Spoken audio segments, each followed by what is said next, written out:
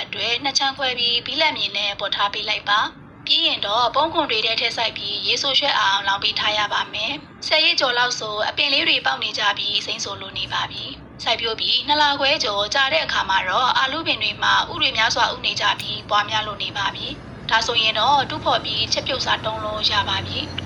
အာလူကို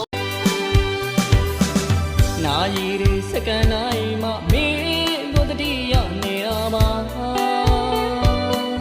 ကိုတို့တွေအနေဝေးလဲနေလန်းလုံးမငုံနဲ့ချစ်သူရေ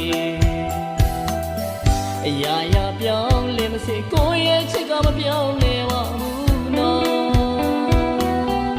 မင်းရဲ့စကားသံလေးတွေချာချင်တာကိုရဲ့နားရဲမှာ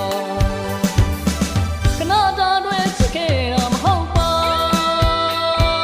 တမဝါစားပဲမင်းရဲ့နားမှာရှိတခုလို့ရှိခြင်းသူမကိုလိုတွေနေဝေးတော့တဲ့သွေးမောပဲကိုကြောင့်မီရဲ့